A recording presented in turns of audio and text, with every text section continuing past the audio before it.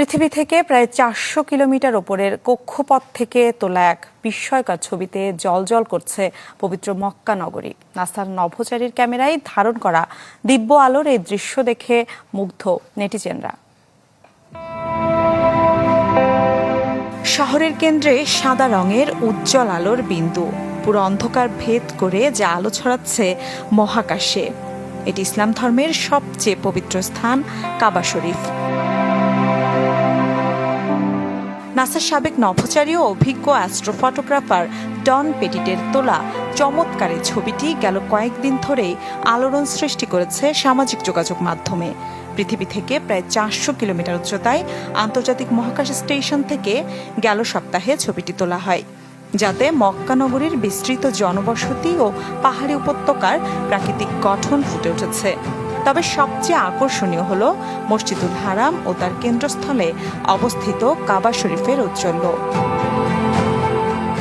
বৈজ্ঞানিক বিশ্লেষণ বলছে, আন্তর্জাতিক মহাকাশ স্টেশন থেকেও কাবা শরীফ উজ্জ্বল দেখার অন্যতম কারণ হল শক্তিশালী ফ্লাডলাইট দিয়ে স্থানটি আলোকিত থাকা। এই কৃত্রিম আলোকরশ্মি মহাকাশের দিকে সরাসরি প্রতিফলিত হয়। কাবার চারপাশে তাওয়াফের জন্য ব্যবহৃত মাতাফের মেঝে এবং পুরো মসজিদের আঙিনা শুভ্র মার্বেল পাথর দিয়ে আবৃত। এই সাদা মার্বেল মেঝের ওপর শক্তিশালী আলো পড়লে তা উজ্জ্বলভাবে প্রতিফলিত হয়ে মহাকাশের সংবেদনশীল ক্যামেরায় ধরা পড়ে। আন্তর্জাতিক মহাকাশ স্টেশনে থাকা নভোচারীরা প্রায়শই লং এক্সপোজার ফটোগ্রাফি কৌশল ব্যবহার করেন। এই কৌশলে ক্যামেরার শাটার দীর্ঘ সময়ের জন্য খোলা রাখা হয়, যা অল্প আলোকেও জমিয়ে একটি ছবির উজ্জ্বলতা তুলে ধরে। প্রতি বছর হজ ও উমরা পালনের জন্য লাখ লাখ মুসল্লি মক্কায় আসেন। বছর জুড়ে দিন রাত ২৪ ঘন্টা মুসল্লিদের পদচারণায় মুখর থাকে কাবা চত্বর।